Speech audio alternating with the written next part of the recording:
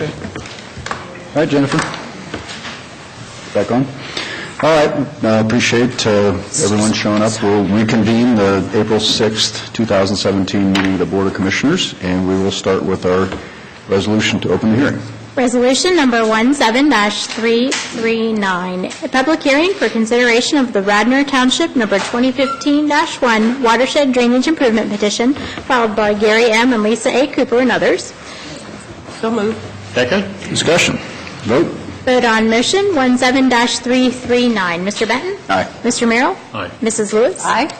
Resolution number 17-340. In the matter of approving for a specific occurrence a suspension of Rule 3, speaker registration, Rule 4, limitations, Rule 7, public comment procedures from the rules governing public comment before the Board of County Commissioners of Delaware County, Ohio. So moved. Second. Discussion. Vote. Vote on motion 17-340. Mr. Merrill? Aye. Mrs. Lewis? Aye. Mr. Benton? Aye. All right. First of all, let me welcome everyone. This is a very well-attended hearing. I appreciate everyone showing up, and this is certainly a whole lot better weather than we had at our viewing in January, so it's a whole lot better to have everyone indoors and comfortable. That was cold that day. But anyway, again, welcome to everyone. I'll read through the process that we go through at these hearings. I want to welcome everyone to the first hearing for the consideration of the Radnor Township 2015-1 watershed drainage improvement petition. There is a sign-in sheet circulating the room. We ask that you please sign in. So I don't know if that has been around. Oh, there it is right there. Oh, no, that's not it. We've got it somewhere. Okay, so I'll review what happened today. We'll hear a report from the county engineer and the Soil and Water Conservation District. Brett, I don't know if you're going to be reading that today. Okay. Brett will be reading it from the Soil Water Conservation District. We'll take questions from the board, and then at that point we'll hear from those in favor of the petition. Then we'll open it up and hear from those opposed to the petition. And during that testimony, we will ask that you take an oath. I will ask you to do that. We'll continue back and forth if new information comes up or additional people wish to speak, taking more questions from the board. I would just ask that you please keep your remarks brief. We've got a lot of people obviously very interested in this petition. We appreciate that. And also try to avoid repetitive comments so we can keep the hearing moving along. After listening to the testimony and the report of the engineer, the board will decide whether to grant the prayer or petition or dismiss the petition. The board considers the following in their decision: whether the board hereby finds that the proposed improvement is necessary, that it will be conducive to the public welfare, and that the board finds that it is reasonably certain that the cost of the proposed improvement will be less than the benefit. If the board grants the prayer or petition, the Delaware County engineer will proceed with preparation of plans, reports, and individual schedules of assessments for the projects. When the plans are complete, a final hearing will be set. Notification of the hearing will be given to landowners, and the board will then consider the project. So, with that, we will turn it over to Brett to read the report. Good morning, Commissioners. Brett Bacon, Delaware Soil and Water Conservation District. Also with me today is Scott Stevens, our administrator, and from the County Engineer's Office we have Rob Riley and Brett Bergerford. I will read the first hearing report into the record. First hearing report, Radnor Township, number 2015-1 watershed drainage petition per ORC 6131, April 6, 2017. This report has been prepared for the preliminary hearing on a drainage improvement petition filed by Gary and Lisa Cooper and others on November 18, 2016. The general location and course of the requested improvements is quoted from the petition as follows. In Delaware County, Radnor Township, in the Radnor Township number 2015-1 watershed, and generally following but not limited to the course and termini of the existing improvement. The following is the nature of the work petitioned as quoted from the petition. To generally improve the drainage, both surface and subsurface, to a good and sufficient outlet by replacing, repairing, or altering the existing improvements as required and or creating new surface and subsurface drainage mains or laterals as requested of this petition. Petition process. The petition has been submitted according to Section 6131 of the Ohio Revised Code, or ORC, which authorizes the Board of Commissioners to act on behalf of benefited property owners to make drainage improvements. If the Board of Commissioners decides to proceed with the project, the costs related to the improvements and the development of plans, report, and schedules are assessed to the landowners in the watershed according to the benefit received to their watershed acreage. These special assessments will be added to the property taxes for each property and can be spread over a maximum of an 8-year period. Property owners may also choose to pay their assessment in a lump sum payment prior to the placement on their property taxes. Additionally, the improvements will be placed in the Delaware County Drainage Maintenance Program in perpetuity per ORC Section 6137, and the annual maintenance assessment will appear on property tax statements as a special assessment in the same manner as the construction assessments. These annual maintenance assessments are generally in the range of 2 to 3% of the construction assessment. It should be noted that property owners are only assessed for those improvements that are located downstream from their properties. No property is assessed for improvements located upstream. The public agencies that own rights-of-way for public roads would also be assessed for both construction and maintenance costs in the same manner as private property owners. The decision to approve a petition project is a 3-step process. First, a viewing of the proposed improvement is conducted for the Commissioners to familiarize themselves with the watershed and general conditions. The Commissioners conducted the viewing for this project on January 30th, 2017. Next, a preliminary hearing is held to consider the initial feasibility of the proposal. It is this preliminary first hearing that is before us today. If this petition is approved, a final hearing will be conducted to further consider this petition. At that time, final details such as engineering plans and specifications, cost estimates, and a proposed schedule of assessments will be known. Existing conditions. The Delaware Soil and Water Conservation District and Delaware County Engineers Office have made the following observations using on-site evaluation and a review of available aerial photography, topographic mapping, and soils mapping. The drainage system does not appear to be functioning at or near optimum capacity due to a lack of comprehensive maintenance and the generally deteriorated condition of the infrastructure. The subsurface drain system does not have an identifiable or functional outlet. This has led to sporadic blowouts along the course of the subsurface drain and caused water in the subsurface drain to be forced to the surface. The absence of uniform surface grading has resulted in areas of surface ponding. These conditions are indicators of an overburdened and aged drainage system infrastructure. While the existing drainage system still provides some degree of drainage benefit, it does not appear to function as a good and sufficient outlet. Construction estimate. The proposed project would include the following basic elements: open channel restoration, surface drain shaping and grading, seeding and mulching of disturbed areas, and subsurface drain installation. Construction, $88,905. Drainage maintenance, ORC 6137, first-year startup, 5% of the construction estimate, $4,445. Project administration, survey, and engineering, 15% of construction estimate, $13,336. Total construction estimate, $106,686. Notes. It is important to understand that the above estimates are preliminary and made in the absence of a current detailed topographic survey of the project area. Should the project fail to be approved at the final hearing, the benefited landowners, as defined by ORC 6131, may still be responsible for the cost of project administration, survey, and engineering design. Assessments. If the project moves forward to the second hearing, the Ohio Revised Code instructs the county engineer to calculate the assessments to individual property owners based on the benefits received from the improvements for the various properties in the watershed. ORC 6131 states that, quote, uplands that have been removed from their natural state by deforestation, cultivation, artificial drainage, urban development, or other man-made causes shall be considered as benefited by an improvement required to dispose of the accelerated flow of water from the uplands. Benefits are further defined as elimination or reduction of damage from flood, removal of water conditions that jeopardize public health, safety, or welfare, increased value of land resulting from the improvement. Individual parcel assessments are not calculated for the preliminary hearing and are only calculated if the petition moves forward to a second or final hearing. Factors favorable or unfavorable. ORC 6131 requires the county engineer to state in a report factors favorable and unfavorable to a proposed project, estimate the cost of the project, and state an opinion as to whether the benefits of the project exceed the cost. The following information is presented for your consideration.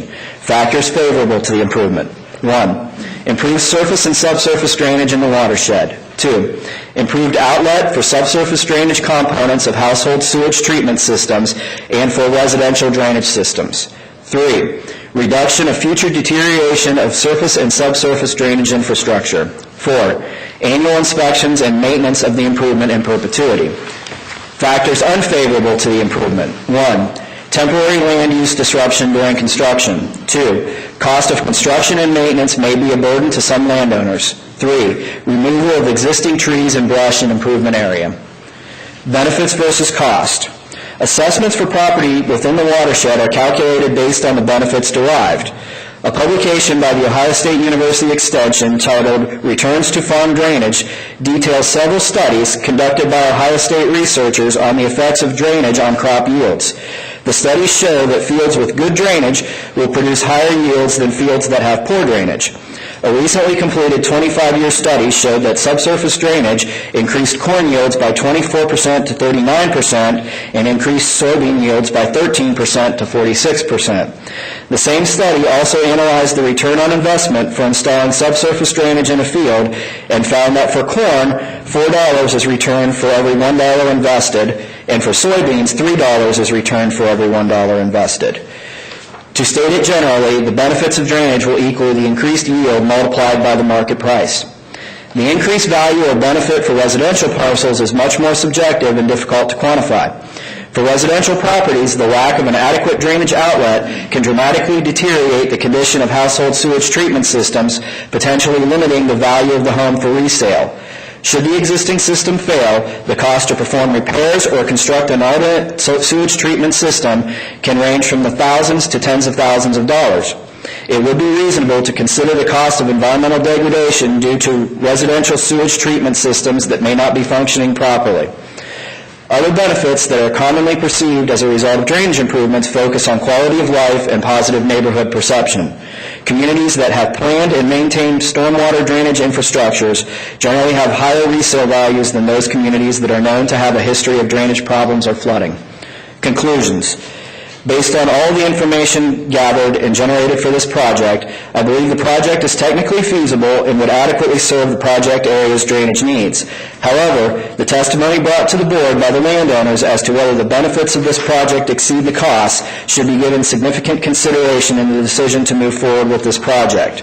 Should the current petition be approved to proceed to a final hearing, the petition bond will be returned and detailed plans, specifications, estimated costs, and a schedule of assessments would be prepared. Additionally, a benefits versus cost analysis will also be performed to further determine the feasibility of advancing this proposed project. All right. Thank you, Brett. At this point, we would entertain any questions from the board.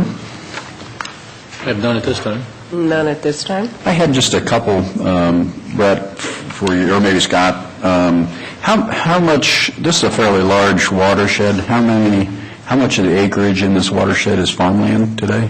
I would guess approximately 60%. We haven't done that detailed of an analysis yet. Okay. How many homes are in the watershed? Again, haven't sure. looked that closely at the watershed. Because, again, there's a fair number of those. Okay. We've sent out 55 letters. 55 letters, because of 55 parcels. Okay. That's all I got. Okay. At this point, then, we would open it up to those who wish to provide testimony in favor of the petition. I've got again, I'll swear you in if somebody wants to speak in favor of it.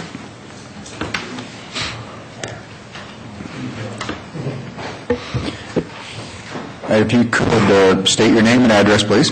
Okay, hello everybody. My name's Gary Cooper. I live at 4240 Orangeburg Road, and I'm at the low point of this. Well, let me swear you in, give you the oath. Do you solemnly swear that the testimony you're about to give is the truth, the whole truth, and nothing but the truth, so help you God? Yes, I do. Thank you. Good. All right, since we moved in back in 92, 93, we've noticed we've had water issues. Everything comes down the road towards us and flows out the back of our property, which at the time when we first started and lived there, that was not an issue. They could show it. Yeah. You want to point out where, Yes, point out where you live on the map, please. I can try. It'd be number 61 on your Yeah. maps there to be this corner right there. On the bottom. Okay. All right, 61 on the maps. Yep, Yeah, 61. parcel 61 as it's labeled. Here's some photos. Okay, thank you. All right, very good. Thank you. Now, these photos represent what we have, that we look at every year, spring, fall, anytime we get heavy rains. Most of the water will come down and pool down the ditch, and there's no outlet past us for the water to go, so it naturally flows back towards the back of our property, and then rolls out after that. Well, there's no sufficient outlet beyond us for it to get past everything behind us. So basically, it pulls up and ends up in our backyard. Our main concern is that not only is it tearing apart our driveway, but it's also pulling around where we have our children play in the swing set, and which some of the pictures, they're underwater. And it stays that way. Most of the time we have there, when we first lived there, 2 hours after a heavy rain, it would all disperse and disappear. That was back in 92, 93.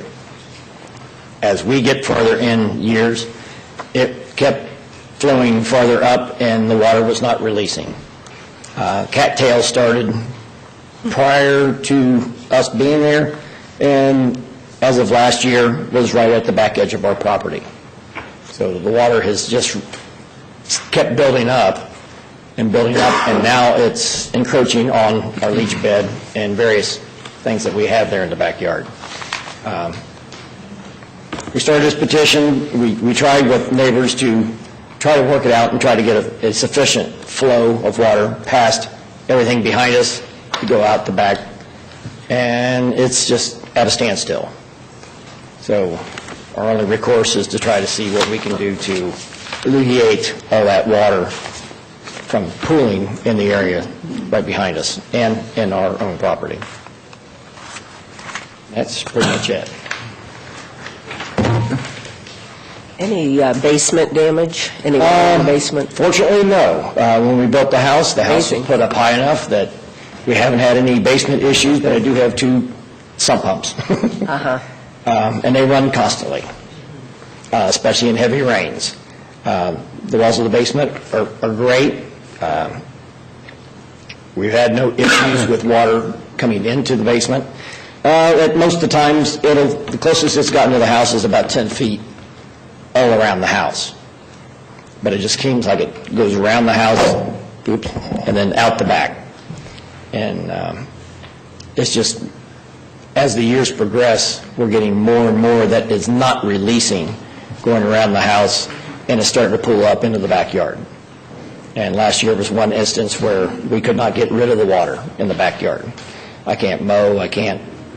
Actually, it's creeping real close to the leach bed, and sometimes it flooded the leach bed on the right corner, which is not a good situation. No. So, and what we're looking for is just get the water out, get it down where it needs to go, because I know the river's farther down.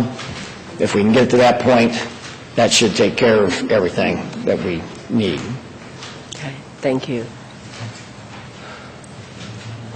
Okay, I have no other questions. Thank you. Thank you. Okay, others who want to speak in favor? I'm Laura Kelly, and I'm number 48 on the map. Okay. Scott, you want to point that out? Okay, you're right next door? Okay. Yes, sir. All right, let's do the oath. Okay, do you solemnly swear that the testimony you're about to give is the truth, the whole truth, and nothing but the truth, so help you God? I do. Okay, thank you. I've only been there 3 years. And in the beginning, I'd see these little humps, and I had no clue what they were, with the grass on top, and finally I stuck a broom handle in it, and the water shot up. I'm on the direct tile path that's all broken.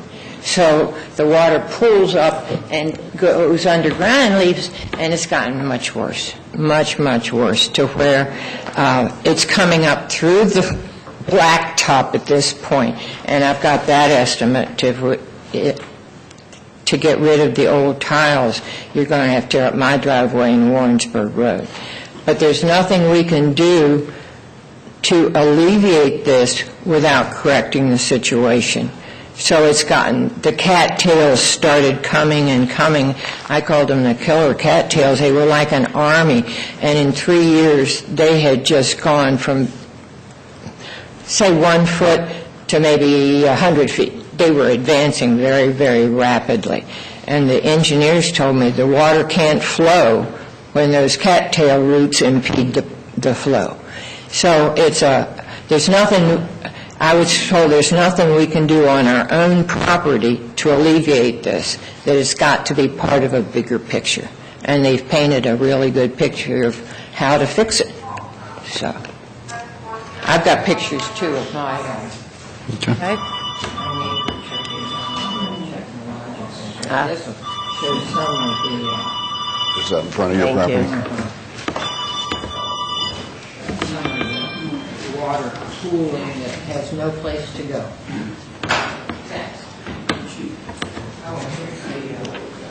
We got 3 copies of the same. There we go. What's this? Estimate. For driveway estimate. Work on your drains. That's what it is.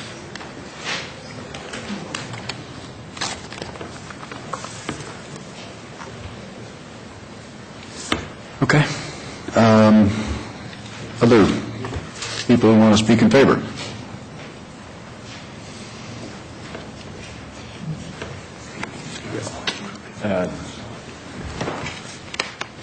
Tom Price, 4839 Warrensburg Road. Okay. Let me swear you in, Tom. Yes. Okay, let me get here. Do you solemnly swear that the testimony you're about to give is the truth, the whole truth, and nothing but the truth, so help you God? I do. Okay, thank you. Might come as a surprise that I'm in favor of this project, but we're here this morning to consider and move forward or not move forward this ditch petition. As commissioners, you also have the ability, within the scope of the Ohio Revised Code 6131, as it relates to the high ditch law, to request additional information, and that's what I'm here to explain. The first report that was well done, I think there are some additions that I would add to that. On the construction estimate, I would I would put one in place to restore or at least conserve the present simulation capacity of that ditch. Under notes, I'm not sure on should the project fail, just going down through it, we may be responsible for the cost of the project, and I believe that cost should not be assessed to the other landowners who did not sign on this project. Under the assessments, removal of water conditions that jeopardize the public health safety, what if it does jeopardize the public health and safety as the water that's removed goes on down the river? So now on the factors, favorable and unfavorable, I'd add a 5th one, that this project shall improve the quality of water discharged to those downstream, or at the very least, this project will not degrade the water going into the side of the river. Those questions generally have not been asked in the past. Factors unfavorable to improvement, I'd add one more, number 4, and it would be the loss of assimilative capacity of this drainage area. The assimilative capacity right now, let's just say for the sake of conversation, that there's 100,000 gallons of water, and it takes a week for that water to go from Warrensburg Road to State Route 37. If we put this drainage in, I guess we're going to be able to do it in a day, more or less. if you go from 7 days of assimilative capacity. Now, assimilative capacity works on the phosphorus in the water and the nitrogen in the water. So the slower it goes down through, it's similar to a wetlands. A wetlands would be very similar. And these people have almost got a wetlands in their backyard right now. But there are other ways to address this and still get water out of there. So I would say that if you've lost 85% of the assimilative capacity of that present waterway, we need to restore it. Will it be costly? Yes. On the conclusions, I didn't have anything more. We have some great neighbors in Marysville. Scott's Lawn Global Company has discontinued all the use of phosphorus in their lawn fertilizers. Did that several years ago, attempting to address the phosphorus issues that we have in Grand Lake St. Mary's, and we also have in the western basin of Lake Erie, and a great deal of work going on there. The Corps of Engineers stopped a land project right off the 23, if you remember, between Cheseron and Toyota, because it negatively impacted those downstream. And that's a natural design that I believe Scott and you all might have been part of that project. But anyway, if you notice that, there's a church right there, and instead of putting that water into a pipe and putting it into the Olentangy River, they put a natural design down through there and enhanced the quality of water going into the Olentangy. Millions of dollars are being spent to assure clean, drinkable, swimmable water. In the past, these ditch petitions have not addressed water that leaves the site, and I believe this is it's a huge change in direction if we as Delaware Countyans look at this as a possibility. We have one of the finest soil and water districts in Ohio. Of 88 districts, I'd rank the soil and water district in Delaware in the top 3, maybe 4. I happen to be chair of the Ohio Soil and Water Commission, and I see a lot of projects going on in Delaware as leaders in that, easily leaders. If we go back several years to when this ditch petition was put together, at that time we had generally 2 years of hay, 1 year of corn, 1 year of wheat, and then went back into hay, and this goes back into the 50s roughly. And so while it was exiting those fields, it only had 1 year of row crop, i.e. corn. While it was clean, going out of the hay field, going out pastures, and so on and so forth. Nowadays, we've got corn, beans, corn, beans, corn, beans. And the water going off of it it takes a lot of nutrients with it. And I believe that's one of the major reasons that we've got issues up in Lake Erie and Grand Lake St. Mary's. The agriculture industry has made great strides in this. We spent millions of dollars putting cover crops in. Delaware County has been active in this also with soil and water, putting basins where we're putting tile water into and treating it. But I believe ditch petitions have not stepped into the 21st century with the rest of it.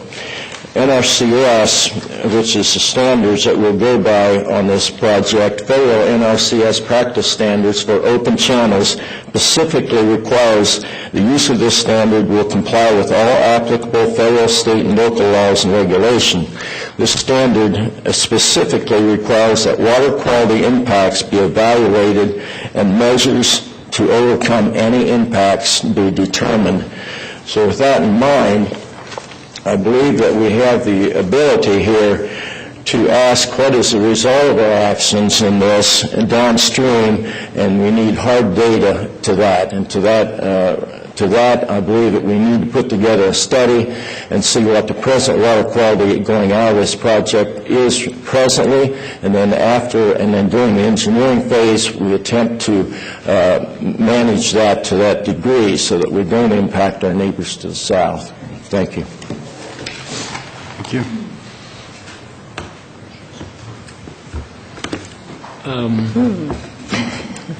A lot to think about.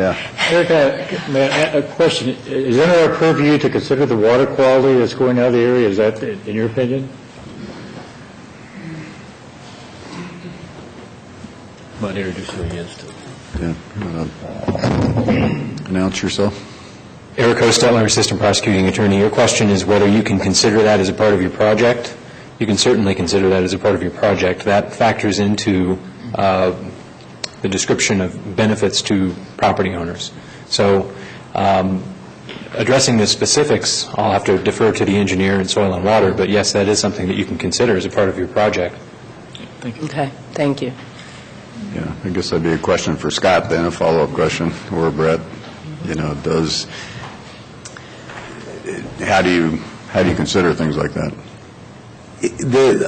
My opinion of 6131 is that it is possible to consider those, if there's something built into the project that would be of environmental quality or some pollutant discharge or assimilation of a pollutant, if that's built in and under the discretion of the commissioners to levy an assessment on the benefiting parties for that. And I think my kind of expanding upon that, who the benefiting parties are of that water quality improvement, that would go far beyond, I believe, just the 50 or 60 residents within the watershed. Mr. Price mentioned our neighbors to the north or to the south, and we've got more neighbors to the south than just the city of Columbus and, water intake plants there. So at the point in time you start to enter, if we're going to build in water quality improvements into a project in a substantial way, add substantial cost to a project potentially, it really changes the notion of who's benefiting and who might be assessed for those benefits. Certainly something we can address in the design and consider how those schedule assessments would be constructed. It would be up to the commissioners then to consider how those levies are assessed, that it becomes a much more, the drainage benefits very, very focused and localized, and I think the law speaks pretty directly to the benefiting landowners in the watershed for the drainage benefit, the conveyance of that water. Have we done it? Have we considered that in previous ditch petitions? No, and I don't want to get too far off into the pollutant discharge or assimilation. There's a debate in the I'll say the environmental regulatory community and the community of folks that may seek drainage improvements, rural, residential, urban landowners. It can be done. There's a lot of varying opinions and science out there about how much nutrients assimilated and who might pay for it. I mean, it's not exact science, in my opinion, by any stretch of the imagination.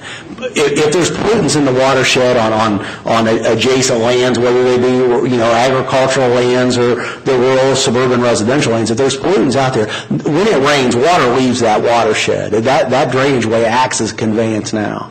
The real pollutant control or the assimilation of that happens first and foremost, in my opinion, out on the surrounding lands, not necessarily in that channel. I think once that pollutant's in channel, it's being conveyed out now. There may be pollutants conveyed in the future. So trying to draw the distinction between what accelerated or the additional pollutant that might be there post-drainage improvement is very difficult to quantify. Typically not the scope of really a relatively minor, simple drainage improvement, drainage restoration, maintenance of an existing drainage system. Okay. Hopefully that provided some Perspective, yes. I'm not an expert, and I'm not sure you're an expert in this area either, but are we going to make the water a greater issue? Or will it be no worse than it is right now? Or can you even comment on that? I think, and this is a difficult distinction, I think, to make. There's a huge gap between a drainage improvement and flood control. When you get that inch an hour, maybe several inches of rain in a few hours, and the county just last, June, July, we had 2 events come through the county that was a significant. That doesn't speak to your drainage. That's a flood or potentially a catastrophic rainfall event. Drainage projects are none of the projects that this board has visited in the last 20 years that we've tried to address these type projects or through this section of the code have been flood control. When it rains really hard, that things are going to float or be carried in that water off the landscape. The drainage really addresses kind of the bottom end of that percentage of rainfall. It's what's left over. When it rains, there's tens of thousands of gallons of water that leaves this watershed and any watershed, irrespective of whether we're satisfied with the quality of the drainage or not. We're looking at what's left over, that chronic water that's still laying in your yard or in your field or on your leach bed or whatever it may be. The pollutants, by and large, have already left the scene, so to speak, when you're addressing the drainage concern.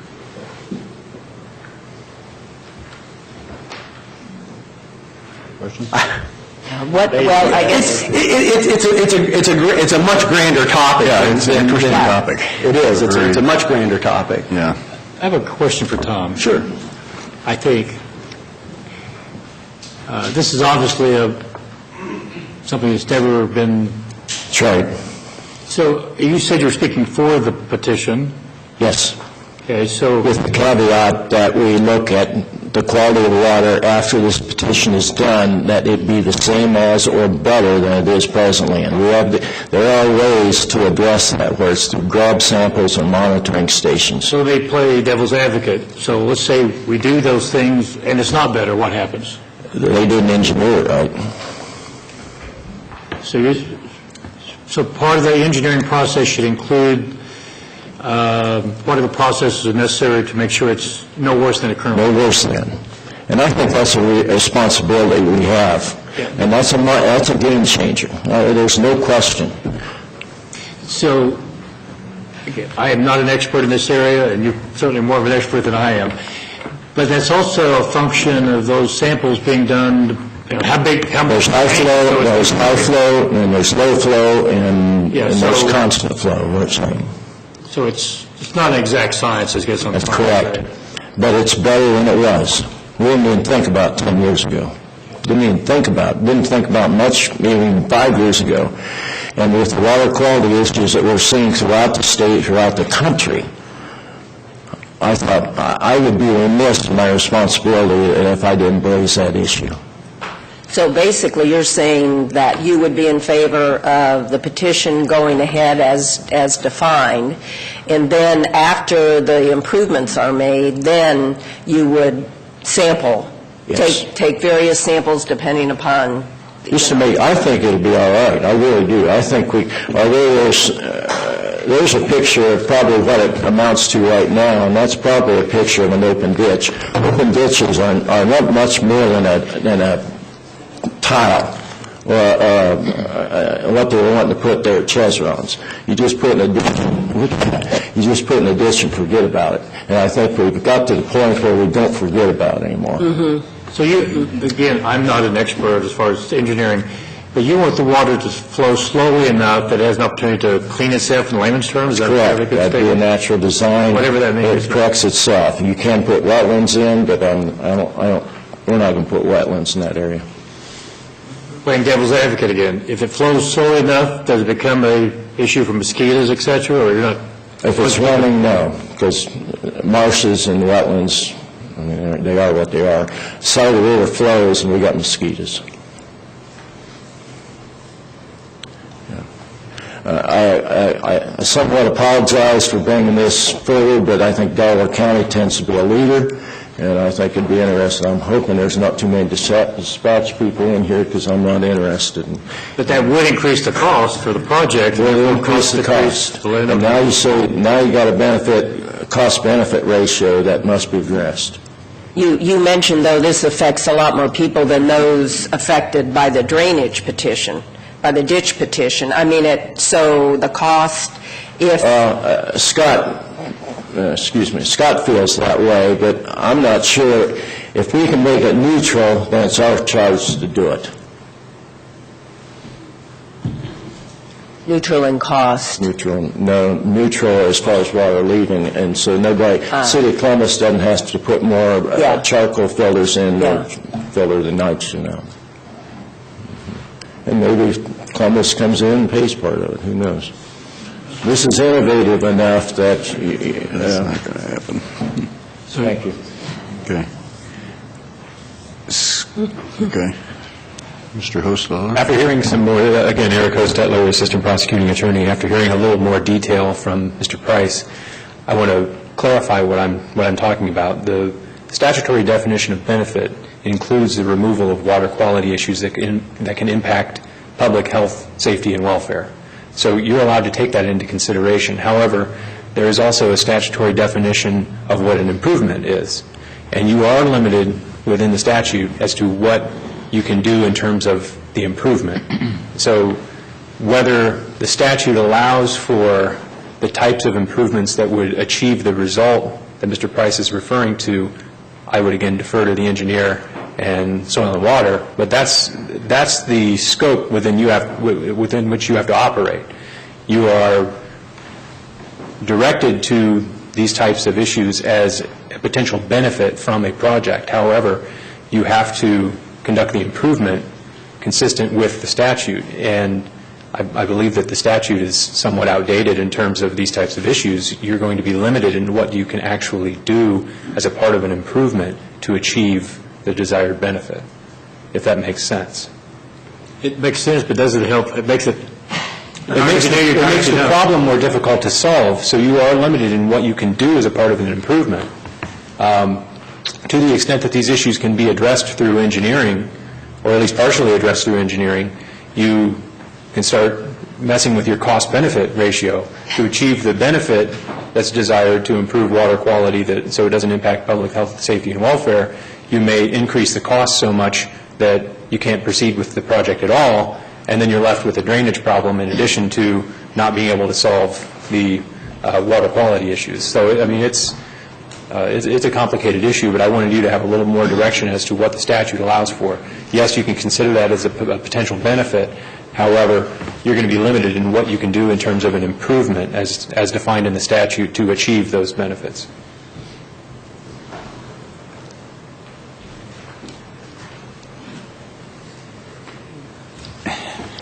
Interesting.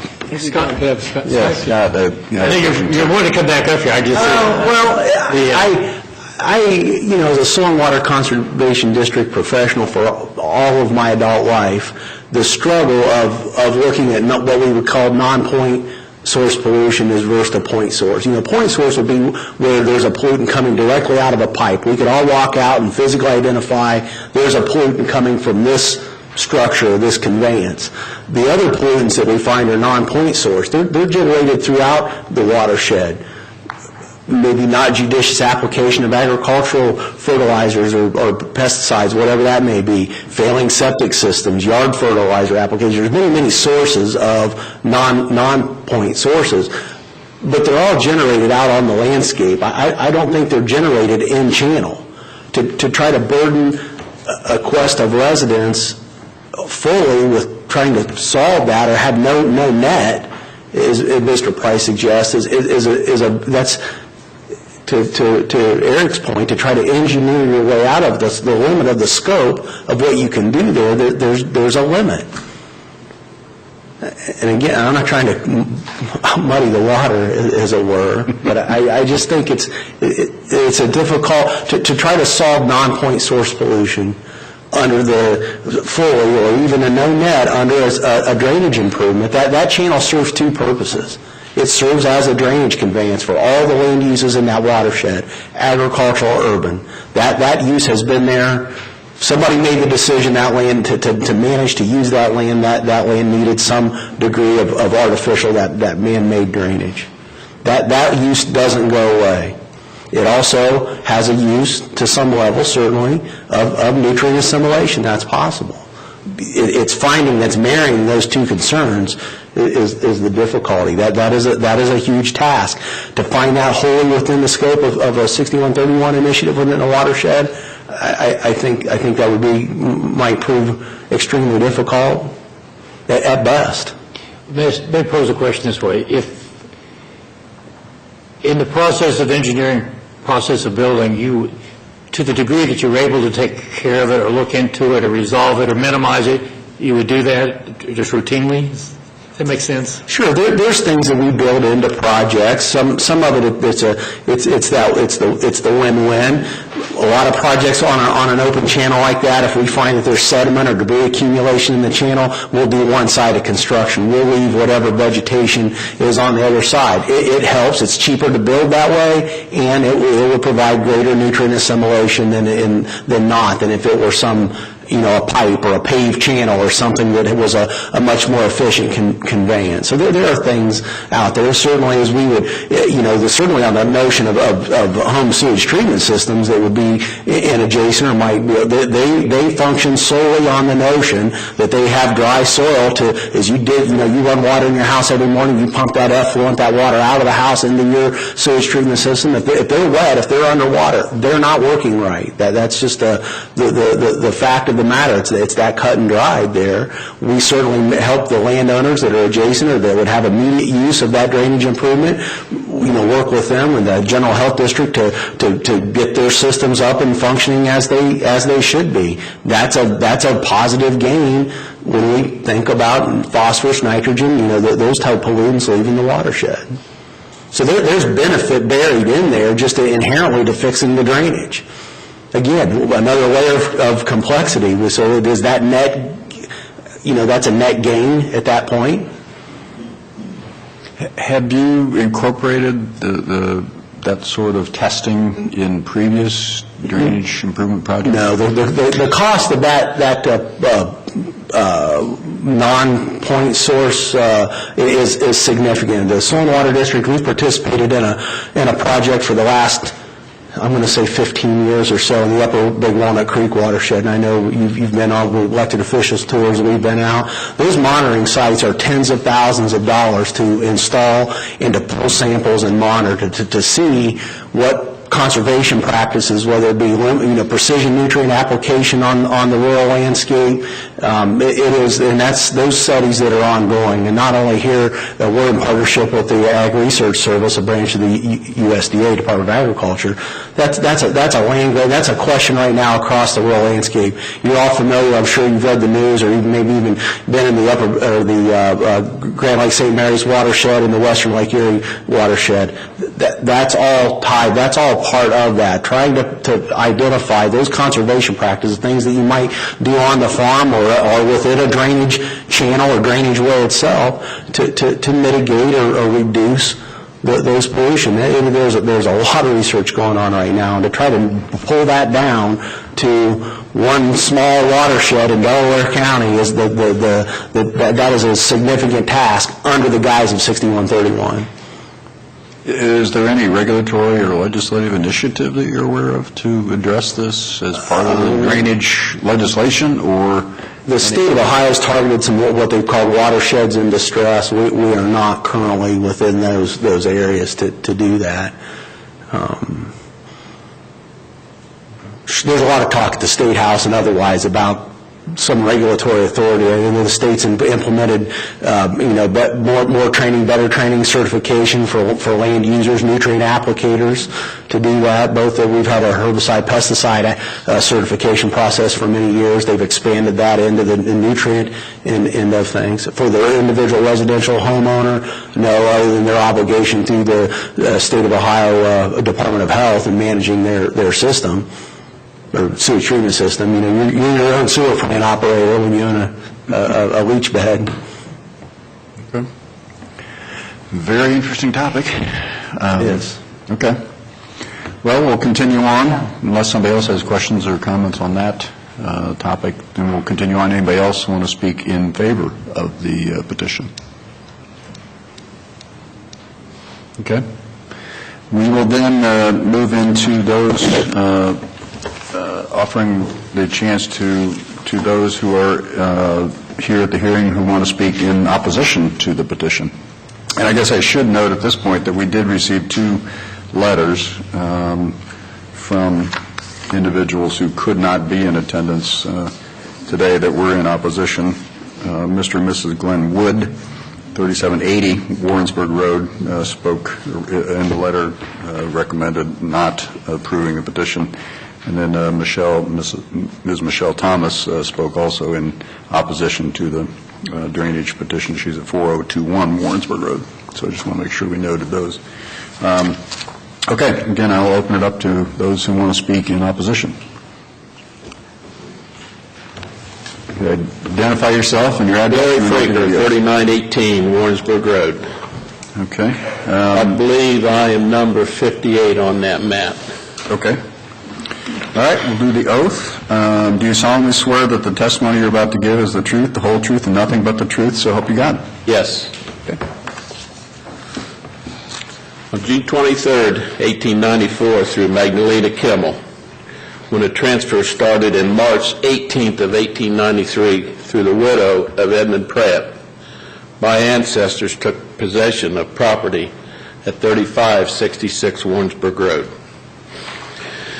Through the families of the Davis, it ended up in the Frakers, approximately 110 acres. At 3 years old, 1951, my parents rented a house on Warrensburg Road. Built a garage, one-car garage. We lived in that almost 2 years while we were building the house, the original house at 3642 Warrensburg Road. 1970, the wife and I developed then. Purchased from the parents 7.43 acres at 3918. We sought advice through the county, the township. We cut in 2 driveways. We tiled a chest-high ditch. We connected it. We set our house above the water level and backfilled, and to get the slope to get away and into the front ditch. We did that through planning and advice.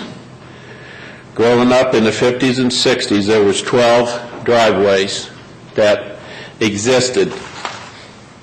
Today, there is 56 driveways from the intersection of Section Line Road to the bridge at Warrensburg.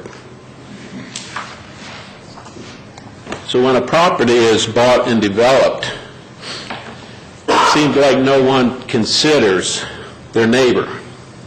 They just do what they want to do. They do what's best for them, which is easy or the cheapest. I don't doubt that the property today that's in question did not have an issue. I was there on the 30th and I seen their issue.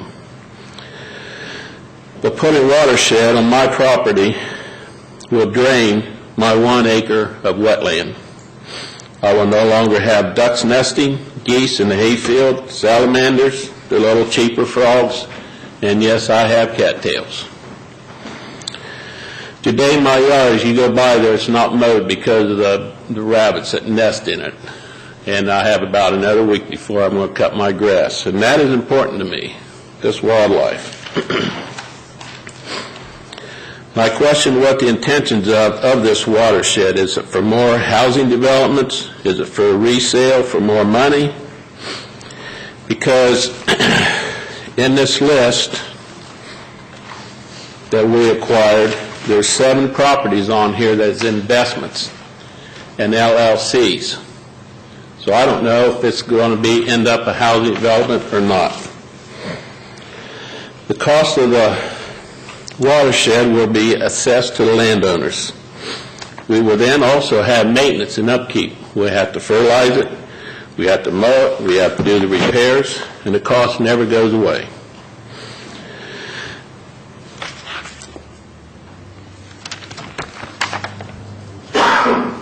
On January 30th, when our group met, I was disappointed that I never met only but one family of petitioners that was on that petition.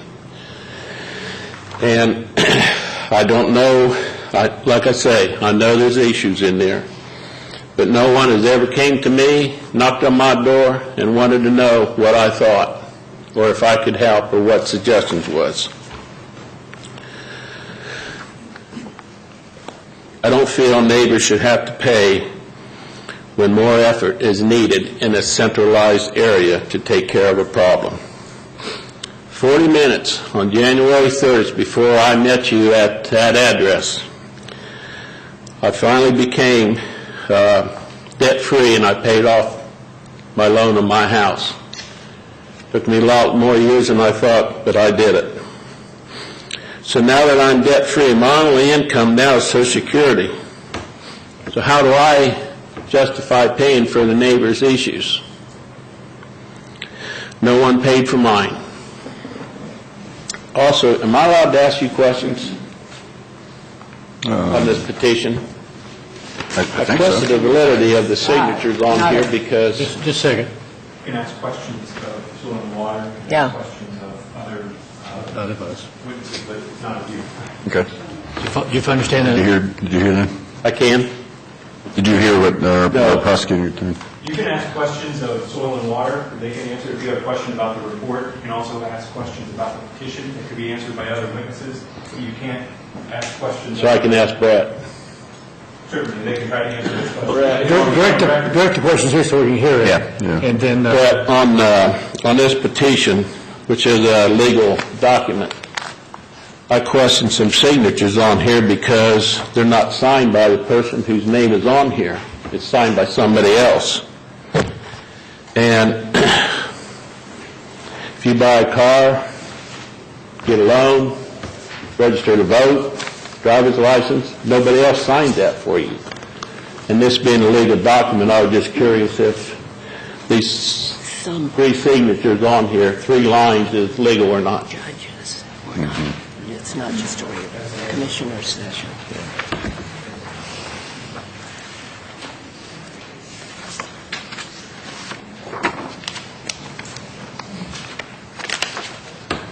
he's talking about these signatures? Yeah, I think so. So what makes you think they're not signed by those individuals? Pardon? What makes you think they're not signed by those individuals? Well, it's a Mr. and Mrs. There's no, I don't have a first and a last name. The one in question at 4170, that piece of property is owned by the Jags Company, a corporation, and that's not a Jags signature. Gary and Lisa is all signed by one person.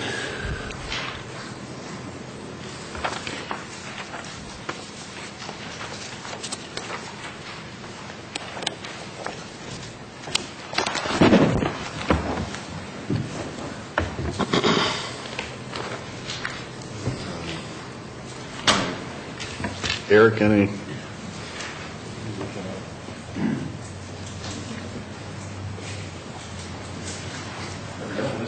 Thank you.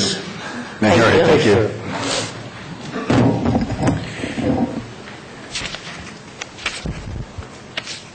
I'm going to try to make this very simple. As long as there is one valid signature on here, it's properly before you.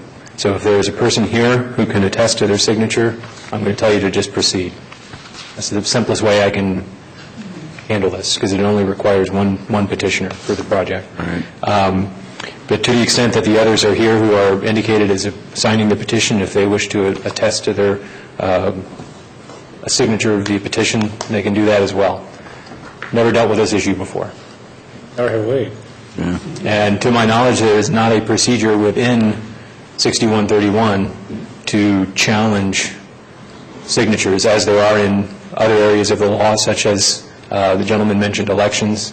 Certainly, an action questioning the validity of signature on any other legal document could be attacked in a collateral action, a separate action attacking that signature. But to my knowledge, there's nothing in 6131 providing a challenge procedure. Even in the appeals, that is not mentioned as one of the bases for an appeal.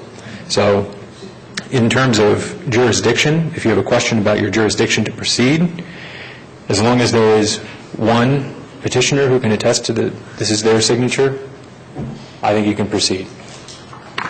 Mrs. Kelly is here.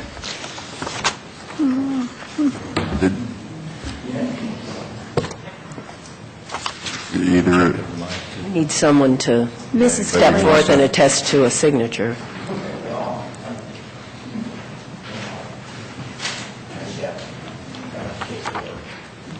Hello, my name's Gary Cooper, and I have signed that petition. This is your signature on the petition? Yes.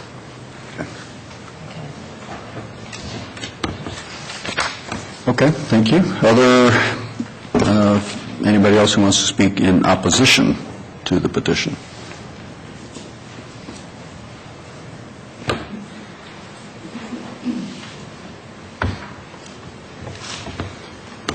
My name is Paul Norman.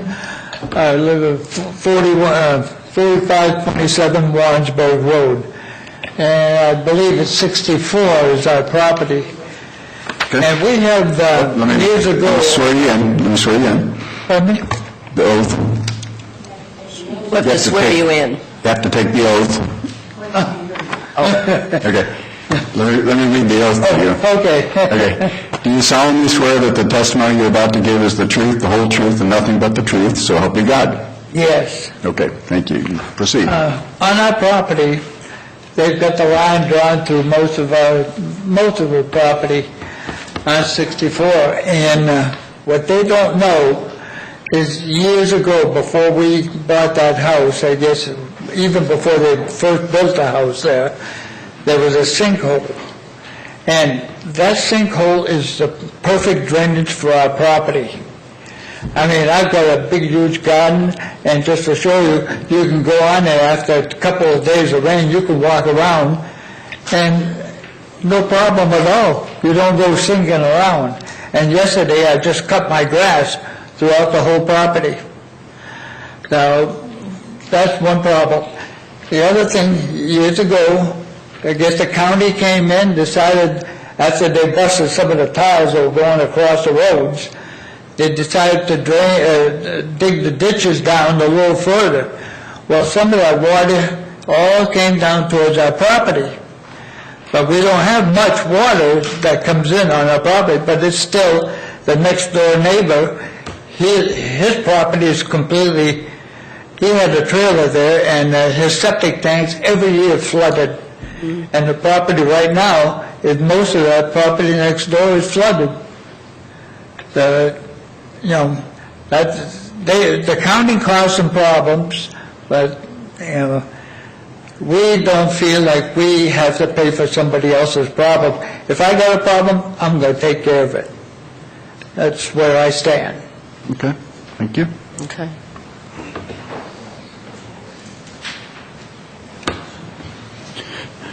All right, other folks who want to speak in opposition?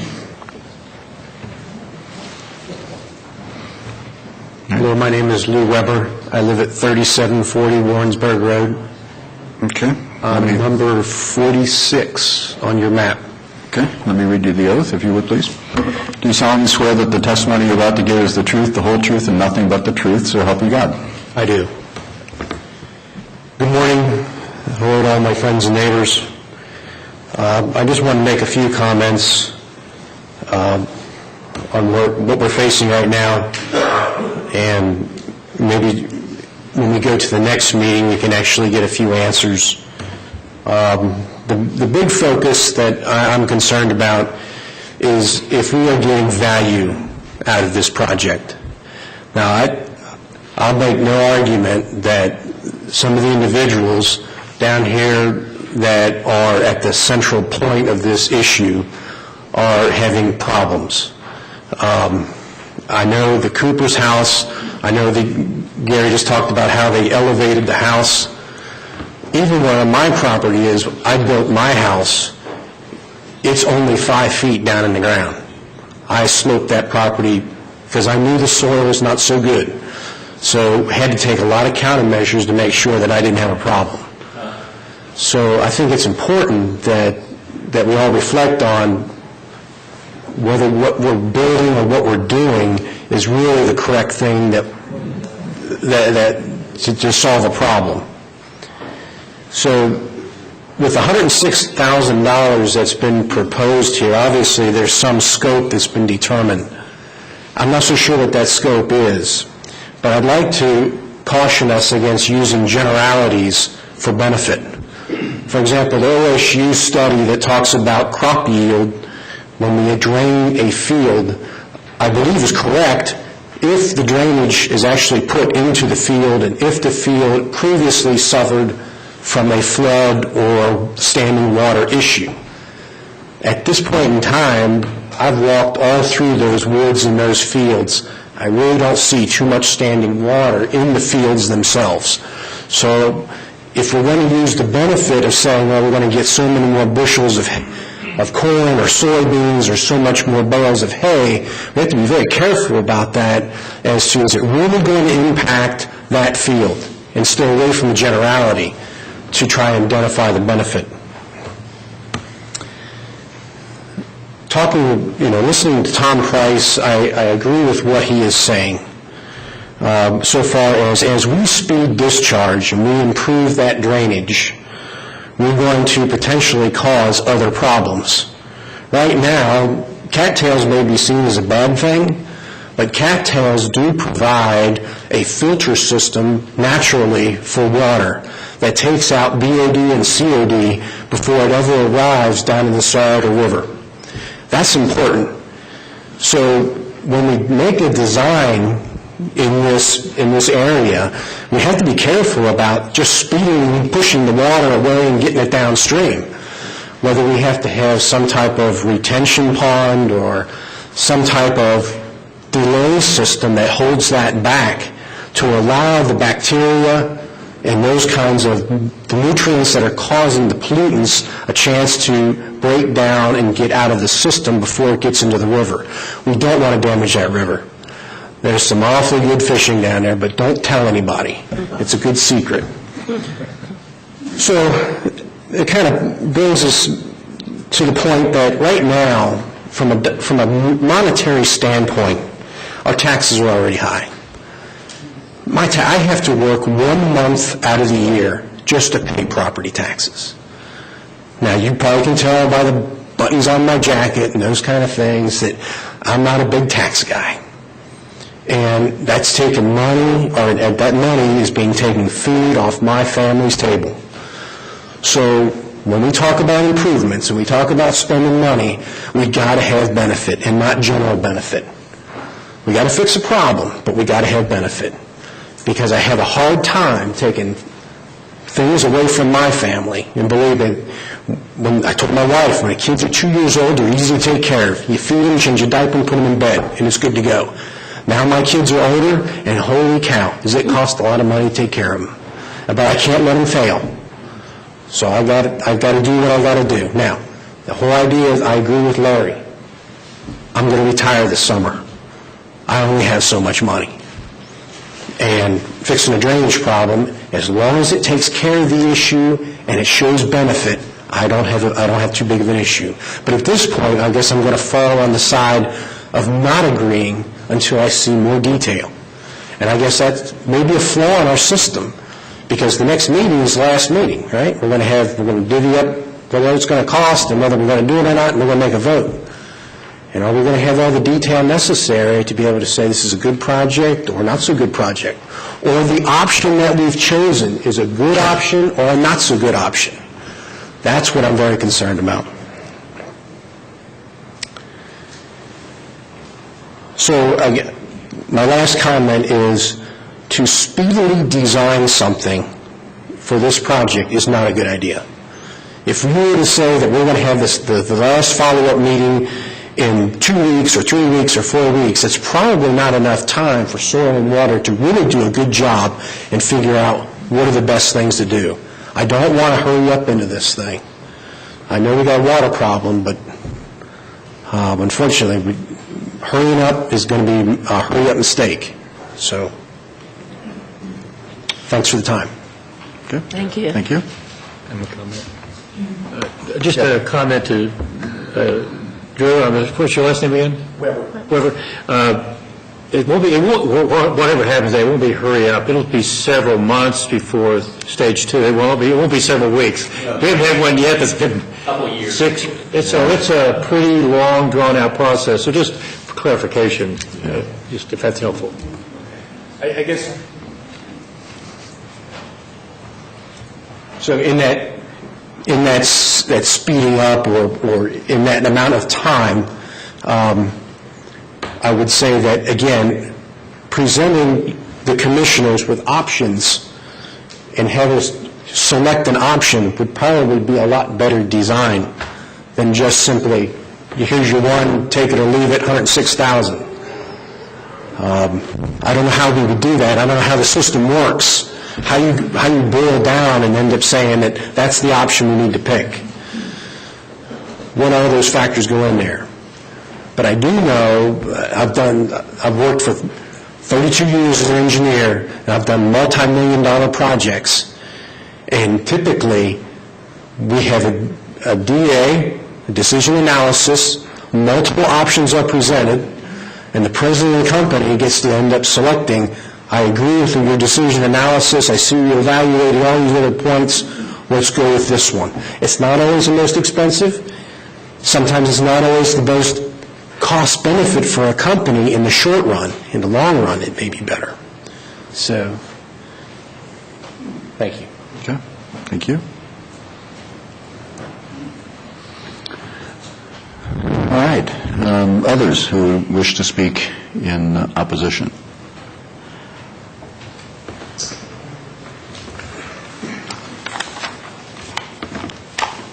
My name's Patricia Spires. I'm at 3763 State Route 37.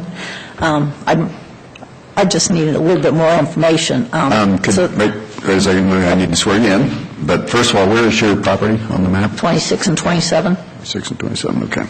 way up All at right. the corner. Okay, let me swear you in. Do you solemnly swear that the testimony you're about to give is the truth, the whole truth, and nothing but the truth, so help you God? Yes. Thank you. See it. It's way up in the corner. Yeah. Come this I way. can't even, I'm partially colorblind, so I have trouble here. You do. It's that about top. Okay. Northeast Okay. corner? Okay, got it. Right there. Okay. So anyways, my question would be to the drainage people or whatever, how far is this ditch? Is it going to be tile? Is it going to be a ditch? From where to where is this supposed to be going to take care of this water problem? Okay, we'll let Brett answer that. The ORC does not allow us to do the detailed analysis, survey, investigation, and engineering planning to be able to answer that fully at the first hearing. That is something that would occur in between the first and second hearing if the board directs us to proceed. To answer the question in a general sense, it's not going to... Scott, you want to... I can't see it anyway. We would anticipate starting from State Route 37, kind of extending in that north-south leg up through the woods there. The open channel the open channel that exists there is going to continue to exist. The open channel restoration work would probably end at some point between where Scott's got it right now, where the arrow comes down and points out that line, would end sometime between there and obviously State Route 37. We wouldn't go beyond that. And then upstream of the woods, we'd be looking at a combination of tile replacement and surface grade, shallow, something that could be farmed through or mowed through, grassed if it's in the residential properties. In the farm fields would just be a very low gradient surface drain that could be farmed through. So I don't know if that answers your question.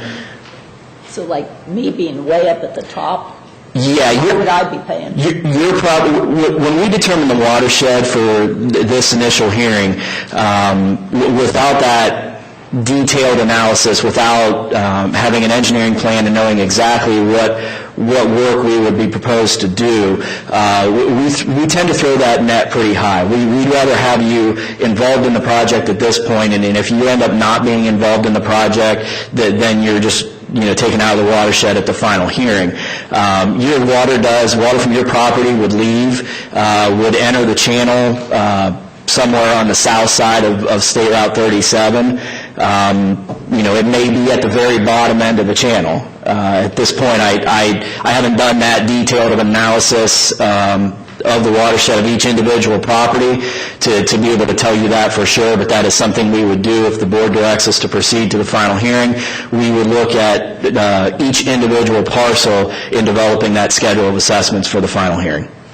And what type of maintenance do you do?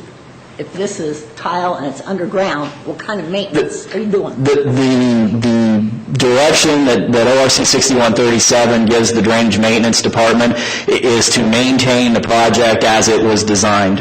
So if we would have a breakdown in the tile system, they would be able to repair that. If, we'd have a big rain like we did last June, would cause a log jam in the open channel, they would have the ability to go in and remove that. And just, the intention of drainage maintenance is to keep the drainage system functioning as it was engineered.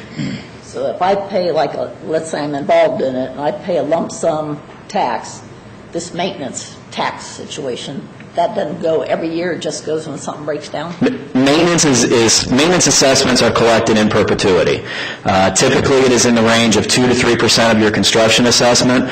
The one stipulation as far as the drainage maintenance account, the drainage maintenance account can only be grown to 20% of the project cost, so the original project base, unencumbered. So if and our drainage maintenance staff looks at each project every year on an annual basis, they will project out what they think they will need as far as costs, or what costs they think will be incurred for each project, estimate that cost, and they'll take a look at the total amount that's in the drainage maintenance account. And we have, I think as of today, 499 projects on drainage maintenance.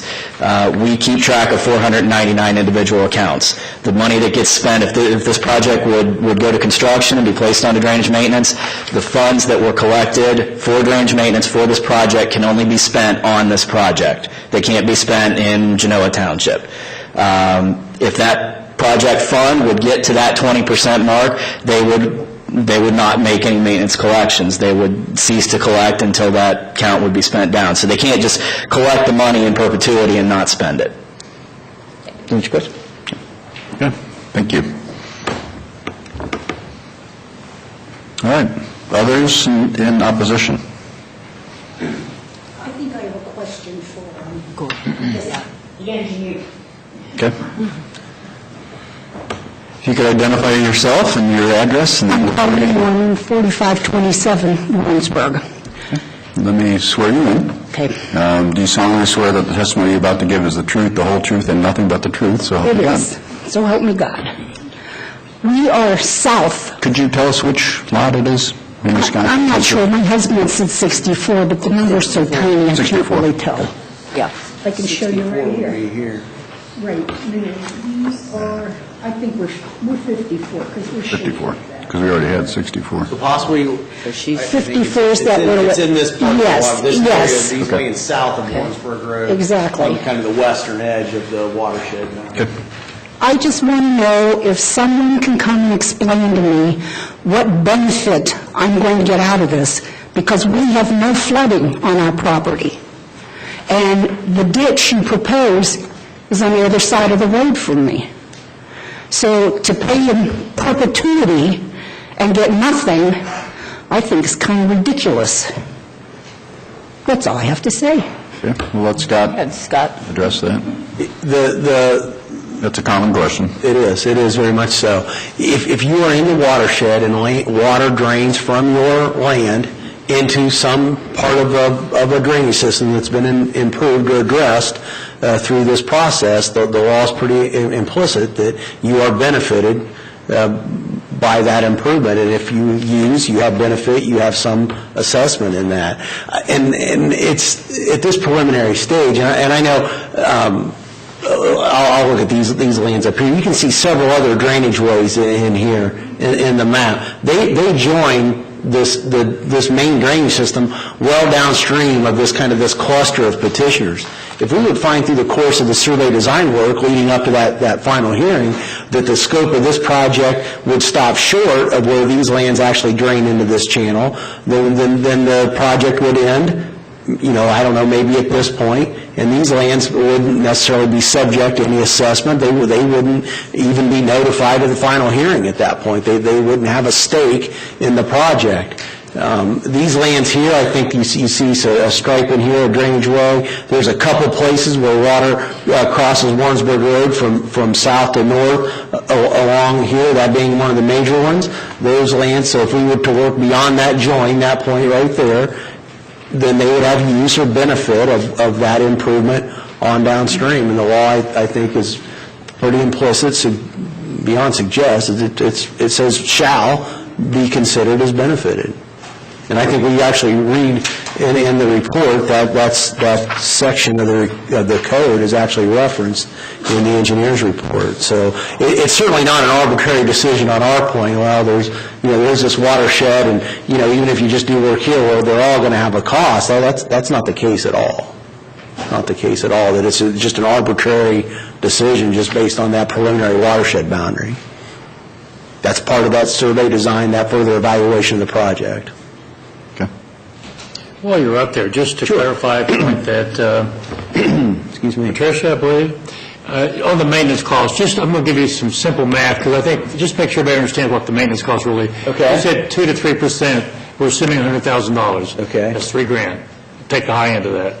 $3,000 divided $3,000. I'm sorry, speaking slang there. We're not accountants. Yeah. So that $3,000 divided by all the participants, whoever they turn out to be, That's right. would be the yearly maintenance. That's right. And if everybody had an equal interest, it would be $3,000 divided by that number, but they won't have an equal interest. So it's not, the maintenance is not a big number, is what the point I'm trying to make, when you divide it out. And I just want to make sure everybody understands that, so there's not some, it's so easy to, we deal with a lot of these.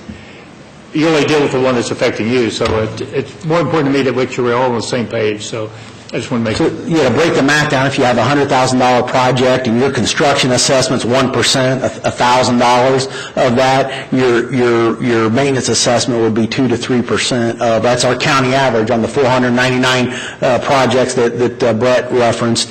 You'd pay 2 to 3% of that 1% or that $1,000 on an annual basis. It's a pretty small number. It is. It's collected every 6 months as your property taxes are due. And I mean, I live in the county and pay tax and so forth as well. I just think it's important for people to draw the distinction between a tax and a special assessment. A special assessment is just that. It's for a special purpose that you're being assessed. It's not. It's just really not a tax. It's still money out of your pocket. I wouldn't dispute that for a moment. But it is, as Brett said, held in a special account for that special purpose of constructing, maintaining the drainage in your watershed. Before you leave, Scott, should we decide to go ahead with and grant the prayer of the petition, what would you be doing then to answer some of people's questions as far as further research?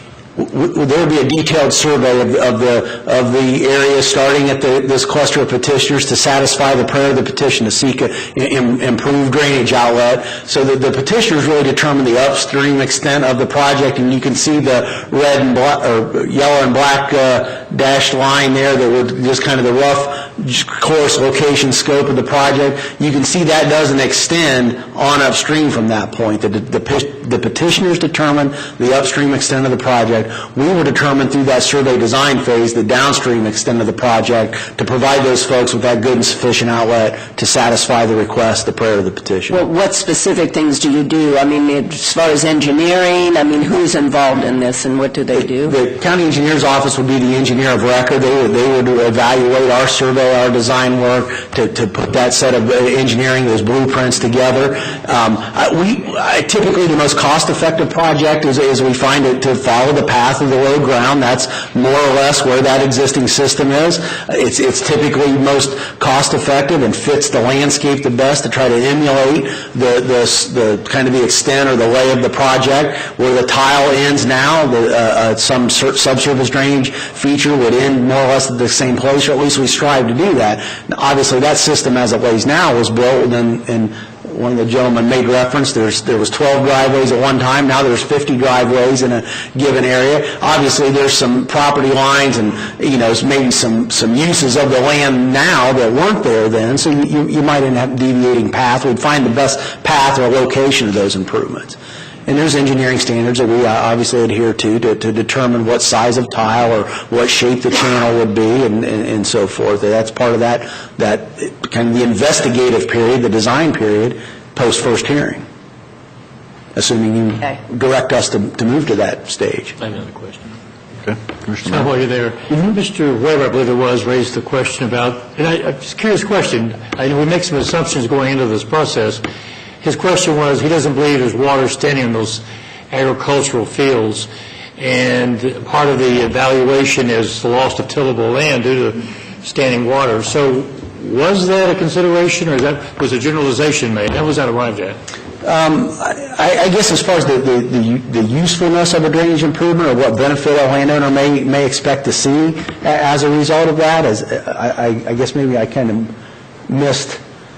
Well, part of your evaluation, cost-benefit, is the fact that some land is now going to be cultivatable that was not before because of the process, if I understand correctly. The question he raised was one of, he doesn't believe there is standing water in these fields, and if not, then that would not be theoretically part of the equations. My question is, did you guys observe that as an issue, or is there generalizations, assumptions made at this point?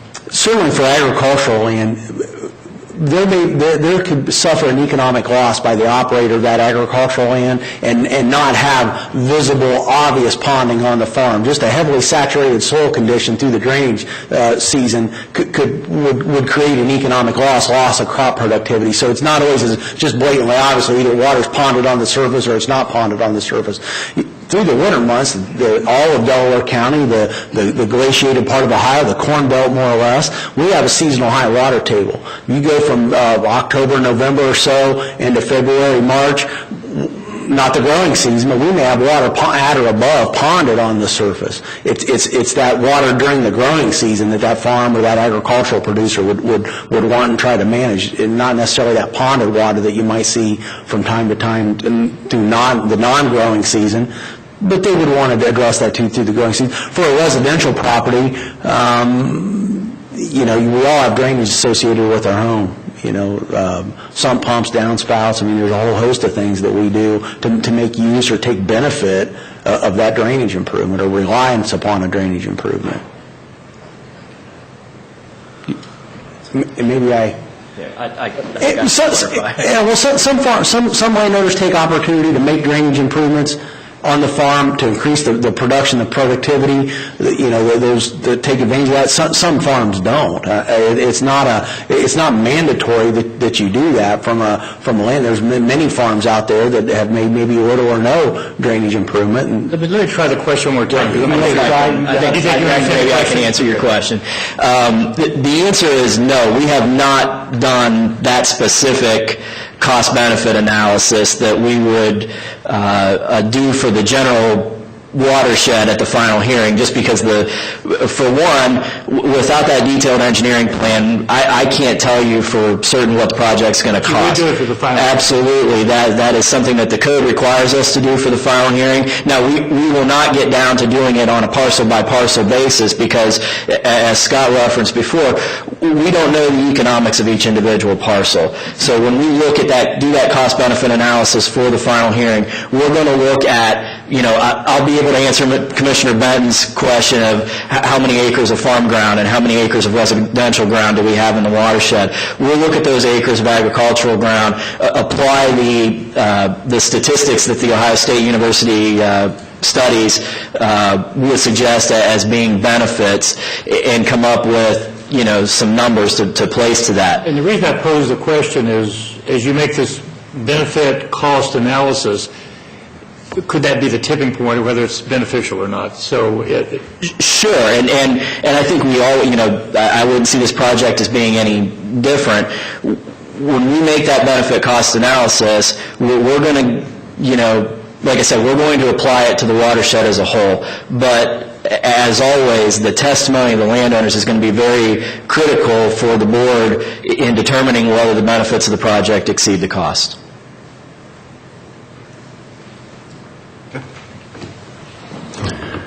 All right, others, anybody else who wants to speak in opposition?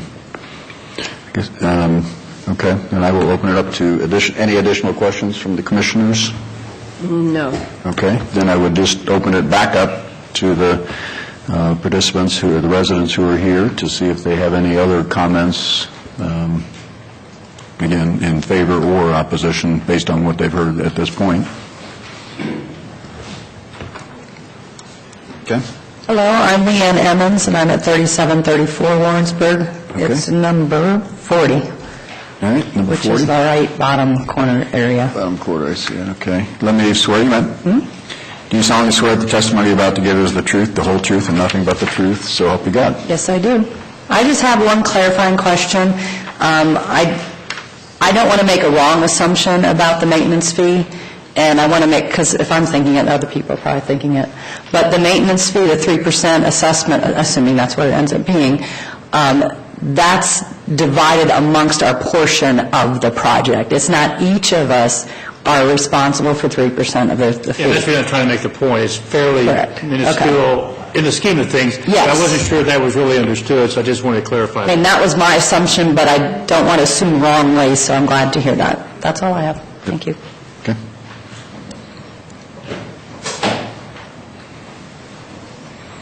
Hi, I'm Mark Landis, 4407 State Route 37 West. Okay, let me swear you in, please. Sure. Do you solemnly swear that the testimony you're about to give is the truth, the whole truth, and nothing but the truth, so help you God? Yes. I'm on parcel number 63 up there, so I'm the only person speaking where the path of work goes across my property.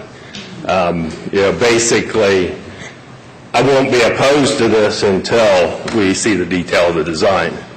And at that point, if there's some sort of change to my property, I would certainly oppose it. I bought 8 acres of land,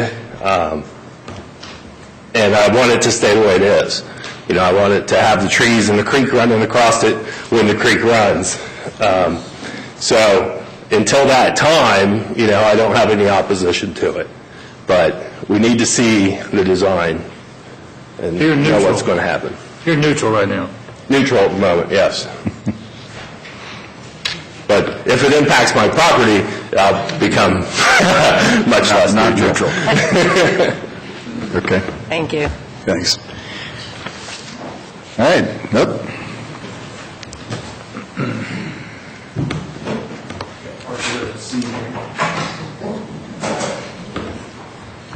David Giddens, I live at 4152 Warrensburg. I don't know what number it is. You see it, Scott?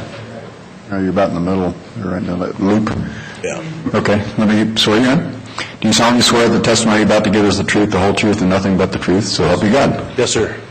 One question I have is this whole project, is it 100% funded by the neighborhood, or does any of that fall back on, say, maybe something the county didn't do right in previous times, or is 100% of it on us, or does any larger entities or whatever accept any responsibility as well, or that's about the best I could word that. I don't know. Yeah, that's clear, yeah. Thank you. Thank you. Again, that's a common question. Yeah, the county, by virtue of the right-of-way for Warrensburg Road and potentially ODOT through State Route 37, would be considered a landowner in the watershed. Their parcel acreage, if you will, for the right-of-way acreage would be calculated in the same manner as all the other residents of the watershed, but the county would not be responsible for extra funds, if you will, to participate in the project.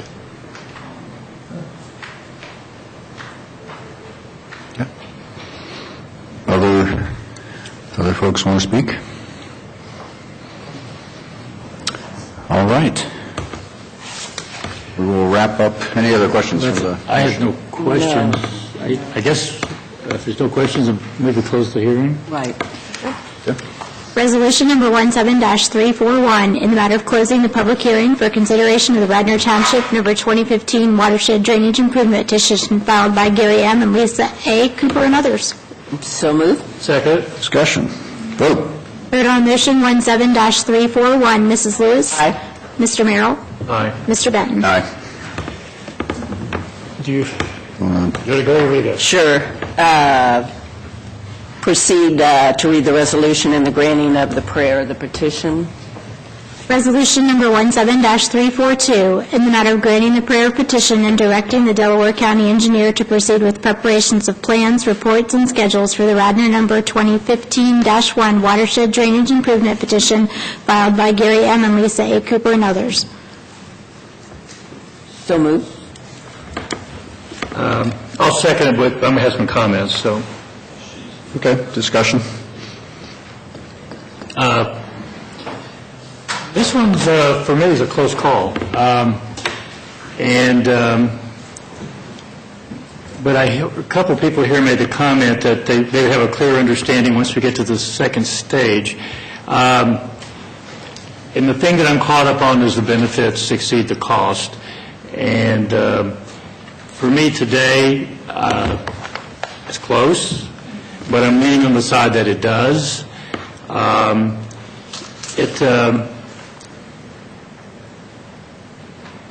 of the things that comes up quite frequently on these is it doesn't. My property's dry, therefore, once upon am I paying? But the reality is, some of that water is your water. That's a layman's way of saying it, but I think it says it pretty clearly. And to the degree that that's your water, it is your problem, and that's part of being good neighbors. And we've been through a lot of these ditch petitions. I've been 4+ years. And this maintenance program is an exceptionally good program that does a lot of good work throughout our county. But the acid test is, does the benefits exceed the cost? For me, this is the closest call I've had on this topic because they're usually pretty clear. And I think in most cases, the landowners look back, even if they were opposed, say, it turned out to be a pretty good thing. My property probably worth more. Therefore, there's, but this one, I have empathy for both sides.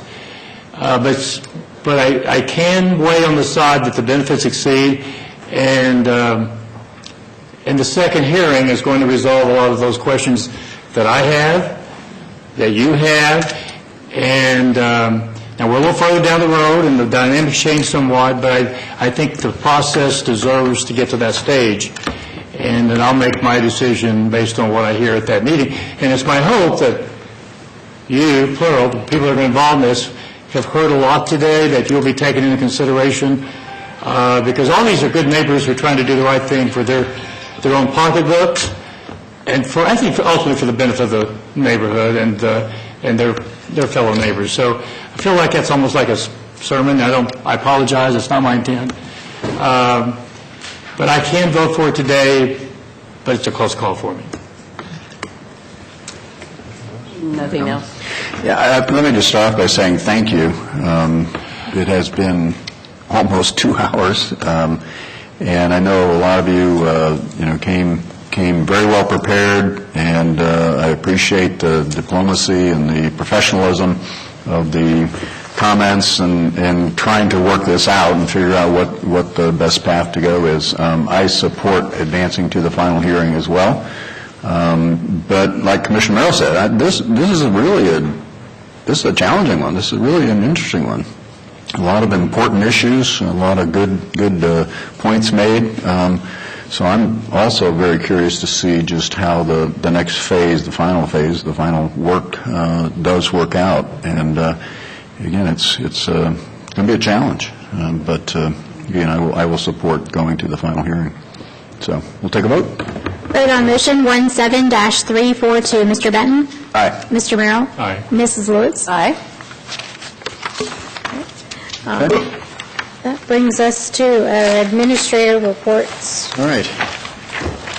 If you want We are about done. We have one little 2 or 3 minute kind of dialogue about what's going on in the county. You're welcome to stay, but you can also take off. I know this thing ran a lot longer than we all expected, but again, thank you all for coming. Thanks for coming.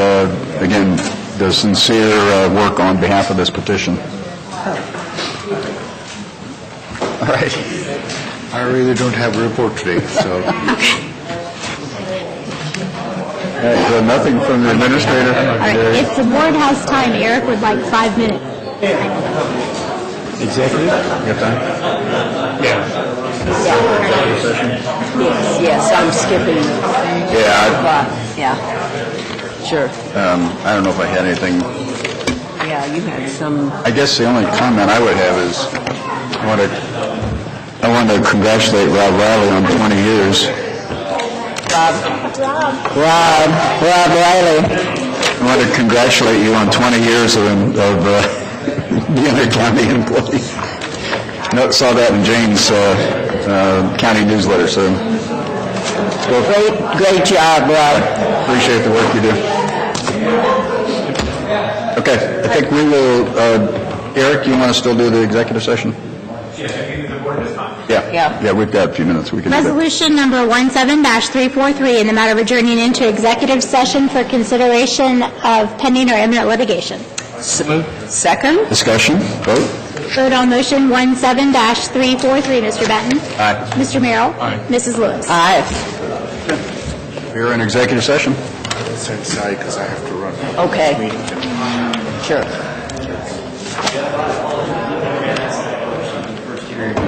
Which one's that?